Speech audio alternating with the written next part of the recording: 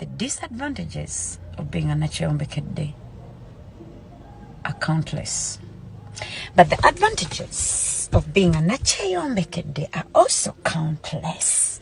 Let me tell you some of them.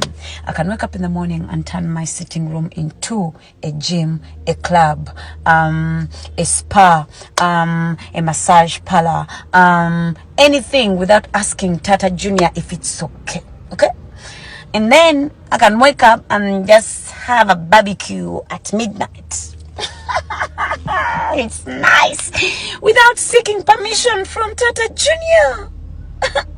Until you have 1,000 bills piled up on you, and then you remember you wish you had a Tata Junior.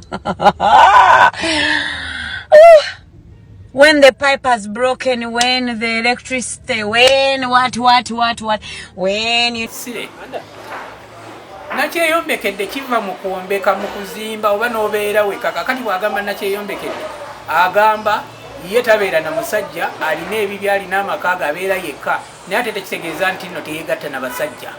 Ayinza n'okuba nga yaleeta abasajja mu nju ye. Emirundi egisinga bannakyeyombekedde bakkakkana nga be bakoze amabaala ago kubanga talina amufuga. Sifugibwa afa abunga. Kakati oli akuliriza ekyo n'akyagazisa abantu. Empisa ziri ez'obugunjufu, morals ziri ezitugamba nti abasajja bafune bakazi baabwe bafumbirwe. Zaddawa lwaki omukazi aba ayagala nnyo okwagaagala abeere mu maka ge, tayagala gasiya y'abasajja? Abaganda baga nti sifugibwa afa abunga. Anti era waali awo yajja kukola kubanga abakazi kati batuwasiza ddala munnange. N'aleeta ono n'atwala oli, n'aleeta ono n'atwala oli. Kati ate n'otunuulira obusiru bwaffe. Ate omukazi kati yakutwala mu maka ge n'akugyamu n'aleeta omulala.